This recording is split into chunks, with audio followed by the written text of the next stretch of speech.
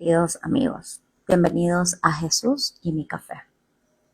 Quiero que hoy en este momento aprovechemos para pensar en quién es nuestro refugio o en qué nos refugiamos cuando pasamos momentos duros, cuando nuestra vida se complica o cuando vienen cosas que inesperadamente pues nos rompen, nos afectan.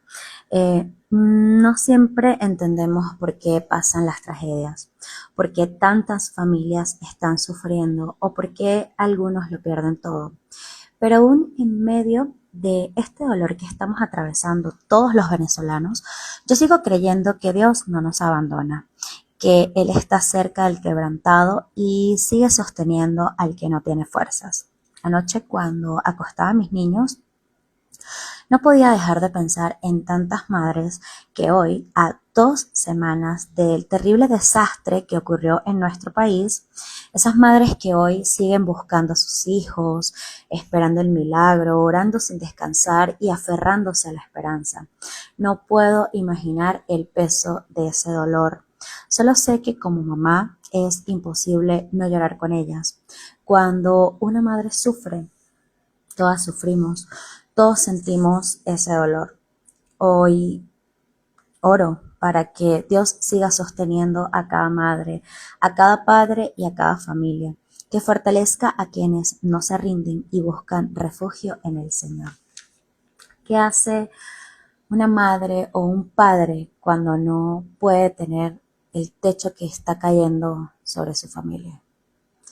Y bueno, pues uno busca la respuesta, o yo la he buscado orando, preguntándole a Dios, y pues he encontrado la respuesta en los escombros.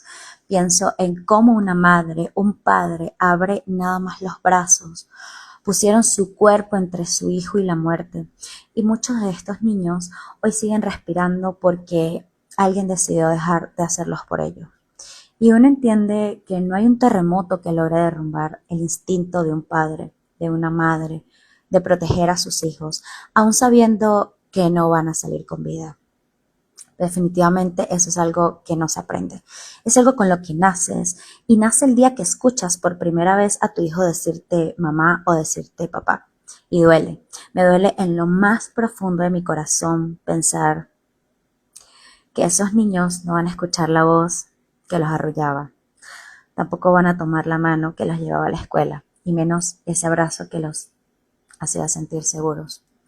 Esos niños quedaron vivos, pero quedaron huérfanos, y no existe otra palabra. De hecho, no existe una palabra humana capaz de llenar ese vacío. Esos padres no perdieron la vida, la entregaron por sus hijos. Ninguna de esas madres abandonaron, sino que se quedaron hasta el último segundo que le permitió el tiempo. Estoy segura que su último pensamiento no fue el miedo, sino ellos. Su último movimiento no fue correr, fue cubrirlos. Ese último acto fue decirles te amo sin haber dicho una sola palabra.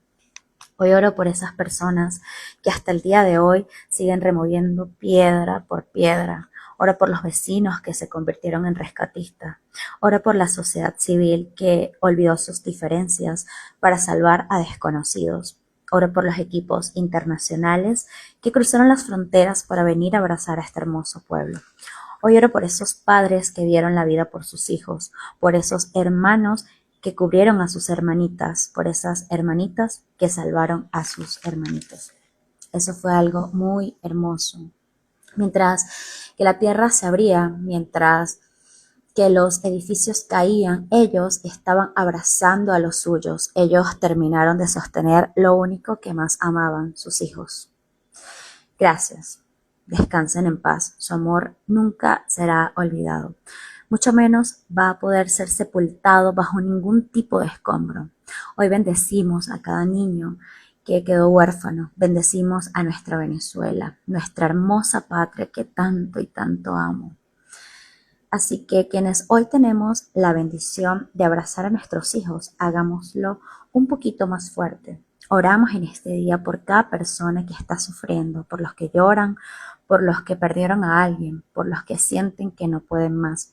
Que en medio de las ruinas, la presencia de nuestro Dios sea su consuelo, su fuerza y su esperanza. En el poderoso nombre de Jesús. Amén. En estos días donde hemos estado rodeados de tantas noticias, reflexiones, videos, declaraciones, etc., creo que es normal que nos cuestionemos por qué tembló en Venezuela. Desde el punto de vista natural, sabemos que existen las razones científicas y geológicas. La Tierra se mueve. Pero como creyentes, nuestra mirada va más allá. A veces nos preguntamos si Dios nos ha soltado la mano o si esto es una señal de que el mundo se ha vuelto un lugar sin esperanza. Pero hoy quiero invitarles a mirar con otros ojos. Cuando la tierra tiembla, lo que queda firme es lo que está construido sobre la roca. Y aunque no tenemos respuestas humanas para cada tragedia, sí tenemos una certeza, que en un mundo que se sacude, Dios sigue siendo nuestro lugar seguro. Él siempre será nuestro refugio. Quizás el por qué no es una respuesta que podamos descifrar hoy, pero el para qué sí lo podemos vivir. Es el momento donde nuestra fe se vuelve real, donde la iglesia se levanta, donde el vecino ayuda al vecino y donde recordamos que nuestra vida es un regalo que debemos abrazar con gratitud cada día. Dios no nos prometió un mundo sin aflicciones, pero sí nos prometió estar siempre con nosotros. De esto vamos a estar hablando en este día en Jesús y mi café. Así que, ¿por qué tembló en Venezuela? ¿Has escuchado a personas decir que por santeros, por idólatras? Algunas personas incluso afirmando que este es un castigo de Dios y peor aún, que nos lo merecíamos. Así que yo quiero que hoy nos preguntemos, ¿quiénes somos nosotros para declarar con tanta certeza el obrar de Dios? Eso simplemente no nos corresponde. Lo que sí sabemos es que cada vez que la tierra tiembla, debemos recordar que la segunda venida de Cristo está más cerca que nunca. Y eso sí que está en la Biblia. Los temblores son descritos en las profecías bíblicas como eventos claves que anunciaban la segunda venida de Cristo en los tiempos finales y que, como dijo nuestro Señor Jesucristo, que estos acontecimientos nos deben recordar que su venida está más cerca. Así que yo te invito a que antes de juzgar, oremos por nuestro país. Nuestro país que es rico y hermoso, pero que ha sufrido tanto. Un país que no necesita nuestro juicio, sino necesita nuestro amor, nuestra empatía y nuestra compasión. Pero sobre todo necesita nuestra oración y clamor. Y si hay algo en este temblor, o mejor dicho, este acontecimiento, que fue un terremoto, debería producir en nosotros anhelar cada vez más el regreso de Cristo y así poder estar preparados, porque cada vez que la creación gime, debemos recordar que este mundo no es nuestro hogar y que todo lo que estamos viviendo aquí es temporal y que un día Cristo volverá tal y como lo prometió. Así que más que buscar explicaciones para cada tragedia, deberíamos preguntarnos, ¿estoy listo si Cristo regresa hoy? Porque la mejor respuesta ante un mundo que tiembla no es el miedo, es una vida preparada para recibirlo. También escuché la frase de Dios está purificando a Venezuela. Y no la escuché una, sino varias veces. Suena esto bastante espiritual, pero esta es una teología que muy pocos conocen y que el mismo Jesús enterró hace más de 2000 años. Esta idea o esta frase surge cuando ocurren tragedias, catástrofes como terremotos en este caso, ¿sí? Y tiene nombre y apellido y se le conoce como teología retributiva o teología del desastre. En palabras normales, esto quiere decir que nos portamos mal y Dios nos está castigando para que aprendamos. Y esta idea, que aunque venga con buena intención, viene de una mala interpretación de textos como de Deuteronomio 28, que en general trata de recibe bendición si obedeces, maldición si desobedeces. Lo interesante aquí es que la misma Biblia le hace juicio, por así decirle, a este tipo de teología. Libros como Job, como Eclesiastés, Salmos, existen porque la vida real no cuadra con esta fórmula. Los justos y obedientes enfrentan injusticias y los injustos se encuentran bendiciones. El caos a las injusticias que vemos en este mundo no son el látigo de Dios. Es justamente eso lo que Dios está combatiendo. Para nosotros los cristianos, entonces, a través de Jesucristo, su vida, muerte y resurrección, ha comenzado una nueva creación que combate ese mismo tipo de desastres e injusticias. Ahora, este tipo de ideas utiliza la palabra purificación para llevar el mensaje como que Dios utiliza tragedias para purificar nuestra vida. Ok, pregunta sencilla entonces. ¿Quién o qué te purifica a ti y a mí? La respuesta es una sola. Nos purifica Cristo, su vida, muerte y resurrección. En Hebreos capítulo 1, versículo 3 dice, el cual, siendo el resplandor de su gloria y la imagen misma de su sustancia, y quien sustenta todas las cosas con la palabra de su poder, habiendo efectuado la purificación de nuestros pecados por medio de sí mismo, se sentó en la diestra de su majestad en las alturas. Entonces, Él es quien hizo la purificación de pecados. Y en Juan capítulo 1, versículo 7, dice que si andamos en la luz como Él está en la luz, tenemos comunión los unos con los otros. Y la sangre de Jesús, su Hijo, nos limpia de todo pecado. Entonces, no es el sufrimiento, no es la tragedia, y mucho menos los terremotos. Ok, a pesar de todo esto nos falta la prueba mayor. Jesús. En el capítulo 13 del Evangelio de Lucas traen dos tragedias a Jesús. La primera es que unos panas, Pilato los mató, y la segunda es que a otros panas una torre les cayó encima. A Jesús le preguntaron lo mismo, pues, que si ellos murieron por pecadores. La contestación de Jesús es no. Cristo destruyó esa idea, así que si tú y yo seguimos repitiendo esto, no estamos del lado de Jesús. Tal vez estamos preguntándonos cómo es posible el sufrimiento y las tragedias. Lo primero que debemos entender es que antes de tratar de explicar cualquier cosa, se llora. El lamento es bíblico y en los Salmos, bueno, tenemos el ejemplo que primero se lamenta y se llora. Nuestro Dios no está arriba de los escombros enviando un terremoto. Dios está debajo de los escombros, acompañando al que está atrapado. Dios no envía el derrumbe. Él camina con los que sufren. Así que cuando veamos ideas como estas por ahí en las redes sociales o incluso nos la digan directamente a nosotros, debemos detenernos, examinarnos y preguntarnos si nuestra primera reacción es justificar la tragedia con la fe. Porque si es así, nos parecemos más a los fariseos que cuestionan la fe de los demás, pero que no dan ni un solo paso para caminar con el que sufre y llora. Hoy quiero que podamos ir a la palabra del Señor. Vámonos al libro de los Salmos y busquemos el Salmo número 4, que por cierto fue escrito por el rey David. Y David escribe este salmo aún cuando él estaba atravesando un momento bastante complicado en su vida. Cierto es que la Biblia no especifica qué momento es, pero David, bueno, tiene diversas etapas en su vida, momentos pletóricos, momentos tremendos. Se conoce el tiempo de oro de Israel cuando David estaba reinando.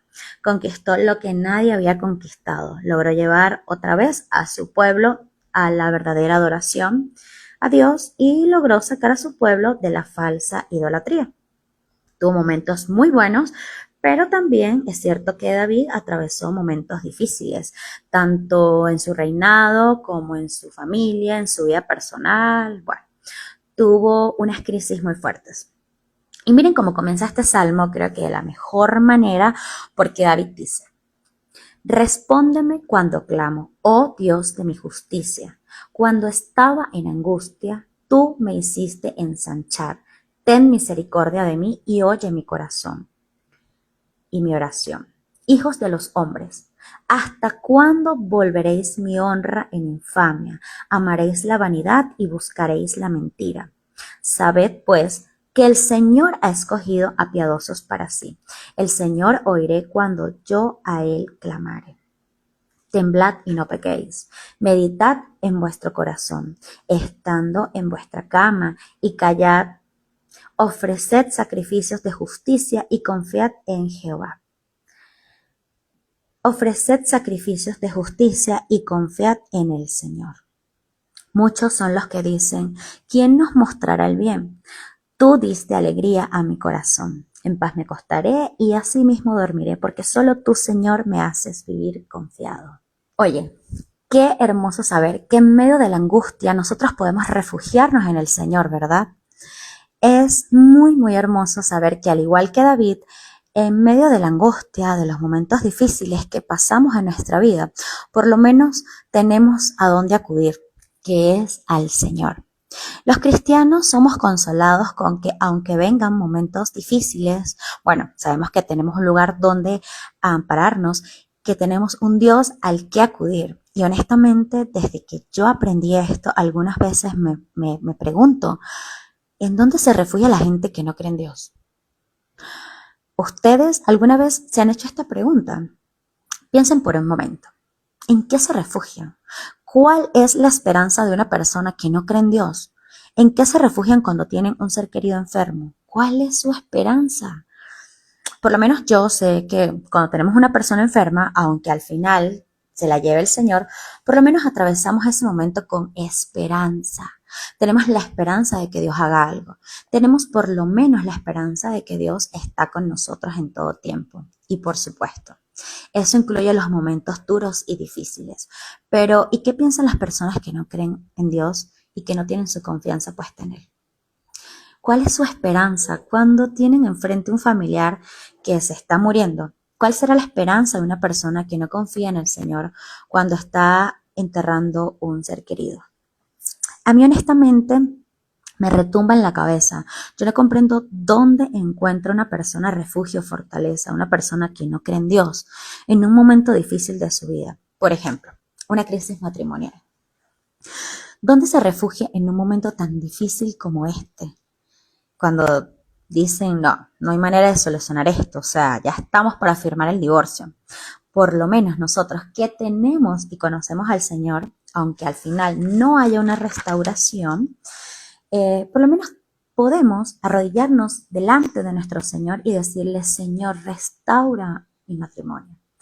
Tenemos esa esperanza. Oye, pero ¿y un no creyente qué hace?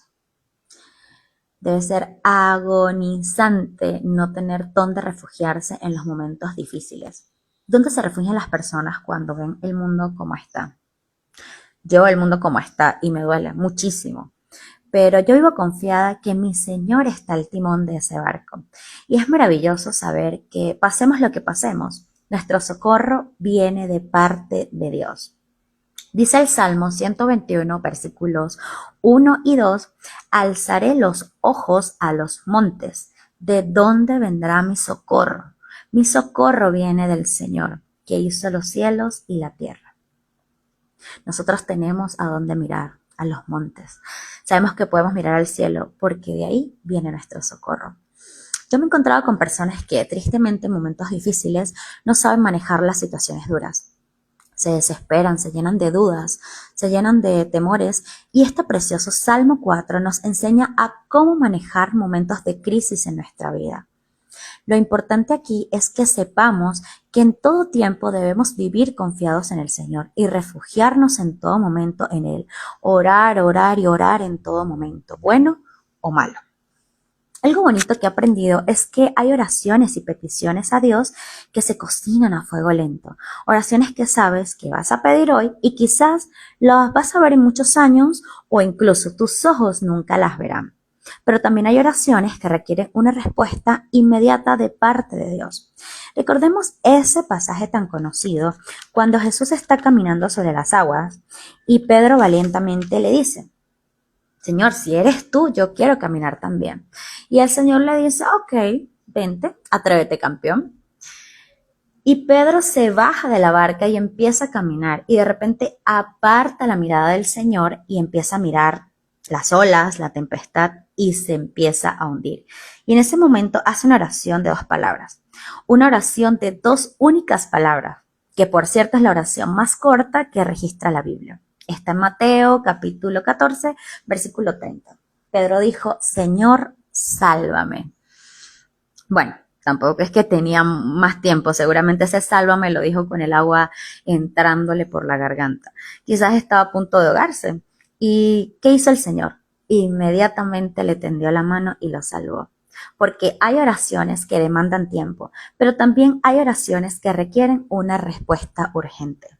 Bueno, y entonces, ¿a quién acudes primero cuando enfrentas momentos difíciles?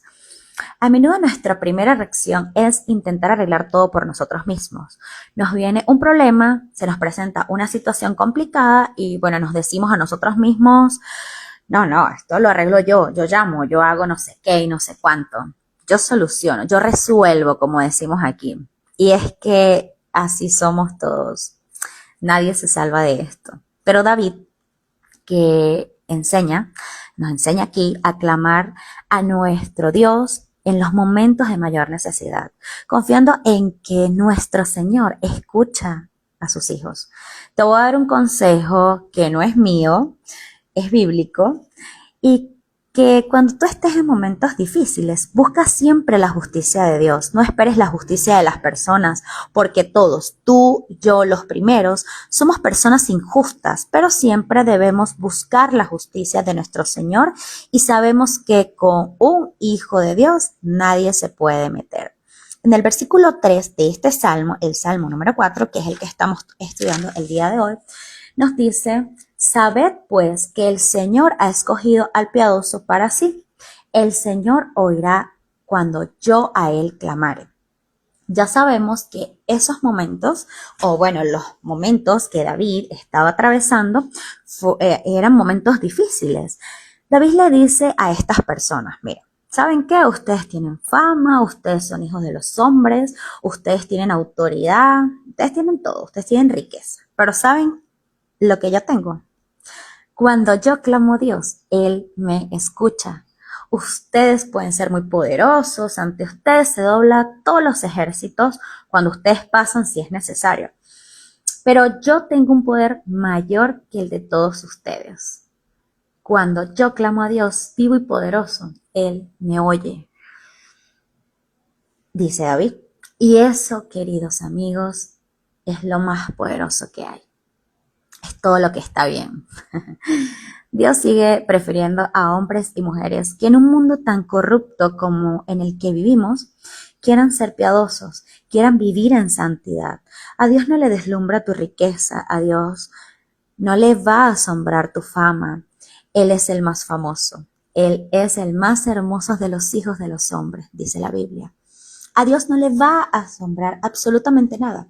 Dios lo que ha escogido para sí es hombres y mujeres que en medio de la perversidad de este mundo quieran vivir piadosamente, quieran ser santos en medio de una generación perversa. Miren lo que dice la segunda carta a Timoteo en el capítulo 3, versículo 12. Y también todos los que quieran vivir piadosamente en Cristo Jesús padecerán persecución. Y sabemos que esto es algo que ha existido desde siempre. Si nosotros queremos vivir piadosamente, si nos comprometemos a vivir una vida santa, como estuvimos hablándolo en el capítulo anterior de Jesús y mi café, sed santos porque yo soy santo, dice el Señor. Tenemos que tener muy claro que estaremos rodeados de señalamientos, de juicio, de persecución. Quizás en algún momento que intentemos promover nuestra santidad, que intentamos hablar de nuestros valores en Cristo, en algún sitio donde a lo mejor las personas no conozcan lo que es realmente la santidad, seremos señalados, juzgados, incluso burlados. Y me ha pasado. En el versículo 4 dice, temblad y no pequéis, meditad en vuestro corazón estando en vuestra cama y callad, dice David. Aquí David nos enseña que cada uno de nosotros debemos hacer un llamado a las personas a alejarse del pecado. David, aunque estaba en un momento difícil, viviendo un momento de gran angustia, él no dejó su llamado. Incluso aquellos que le habían llevado a este estado de angustia les dijo, no pequen más, apártense del pecado. Y ese siempre debe ser el mensaje que como creyentes debemos darle a quienes nos rodean. Apártate del pecado de una vez. Deja de estar jugando, deja de estar coqueteando con el pecado, porque ya sabemos que el pecado, aunque es sabroso, pasa una factura muy alta. La paga del pecado es la muerte. Y aunque nosotros llevamos a cabo este llamado, decirle a la gente, mira, no peques más, el pecado te está alejando de Dios. Claro, encontramos personas que quizás no lo tomen a mal, que estas palabras, claramente dichas con amor, puedan tocar su corazón y darse cuenta de cosas que a lo mejor no están viendo desde su posición. Y asimismo hay personas que no lo van a recibir bien. David termina este salmo precioso diciéndole, como ya hemos dicho, quienes le estaban causando aflicción, les dice, adoren a Dios, escuchen, dejen de pecar y adoren a Dios. Apártense del pecado y adoren a Dios. Yo estoy muy segura de que si vamos a tomarnos esto en serio, si queremos dejar de pecar y comenzamos a adorarlo solamente a Él, vendrán cambios a nuestra vida, quizá difíciles, pero debemos confiar en el Señor, por favor. Y siempre que todo vaya mal, refugiarnos en Dios. Para concluir hoy este tema de cuál es nuestro refugio en los tiempos difíciles, sabemos que como venezolanos estamos todos pasando o viviendo el duelo de este acontecimiento que nos ha quebrado, que agrieta nuestra amada tierra. Para concluir hoy este tema de cuál es nuestro refugio en los tiempos difíciles, sabemos que como venezolanos estamos todos pasando o viviendo el duelo de este acontecimiento que nos ha quebrado, que agrietó nuestra amada tierra y también nuestro corazón. Y bueno, estos momentos son los momentos que más nos hacen aprender que encontramos nuestro refugio, nuestra fortaleza en el Señor, que Él es quien nos llena de paz, de sabiduría, de tranquilidad, de esa paz que sobrepasa todo entendimiento. Aunque en circunstancias y momentos donde todo se ve complicado, triste, desolado, parece que no hay nada más, entendemos y aprendemos que Él siempre está ahí. Y quiero para finalizar compartir con ustedes un salmo que estuve leyendo esta mañana y dice así. Es el Salmo 66, versículos del 5 al 8. Solo en Dios haya descanso mi alma. De Él viene mi esperanza. Solo Él es mi roca y mi salvación. Él es mi protector y no habré de caer. Dios es mi salvación y mi gloria. Es la roca que me fortalece. Mi refugio está en Dios. Confía siempre en Él, pueblo mío. Ábrele tu corazón cuando estés ante Él. Dios es nuestro refugio. Hoy es el día ideal para refugiarnos en Él, entrar en oración y pedir por todas aquellas personas, por cada familia venezolana que puedan levantarse en el nombre de Jesús. Es importante que no dejemos de orar y que no nos demos por vencidos. Jesús es el juez justo, lleno de gracia y de bondad sobre la tierra. Él va a responder nuestras oraciones y peticiones. Él responde las oraciones que hacemos sus hijos, su pueblo. Si clamamos a Él día y noche, Él nos va a escuchar porque nosotros le importamos a Él, porque somos sus hijos escogidos. Nosotros tenemos a Jesús, Él es nuestro refugio, Él está a la diestra del Padre e intercede por cada uno de nosotros. Cada día nosotros tenemos la promesa que Dios nos hace que tiene sus oídos inclinados a nuestras oraciones. Nosotros podemos acudir en cualquier momento, en la mañana, en el día, en la noche, en la tarde, en donde quiera que estemos, y elevar nuestras oraciones a Dios, porque tenemos ese acceso directo a Él por medio de Cristo Jesús. La persistencia de nuestra parte al Señor no es una molestia para Él. Al contrario, Él está esperando que nosotros entremos a su presencia siempre. Que en su tiempo, que es bueno, agradable y perfecto, Él responderá a nuestras oraciones. Si permanecemos en esa fe, porque cuando el Hijo del Hombre regrese sobre la tierra, ¿a cuántas personas hallará con fe? Personas con fe, esas personas que esperamos en Dios, que aunque Él no responda como nosotros queremos, debemos ser esas personas que nunca perdemos la fe, sino que mantenemos firme en toda circunstancia. Por favor, tengamos presente que habrá momentos donde sentiremos que Dios no responde como queremos o en el tiempo que esperamos. No debemos permitir que ninguna circunstancia debilite nuestra confianza en Él. Nuestra fe no debe ser algo pasajero que se quiebra ante la dificultad, sino una decisión constante de mantenernos firmes pase lo que pase. Que el Señor les guarde y sea su refugio inquebrantable en todo tiempo.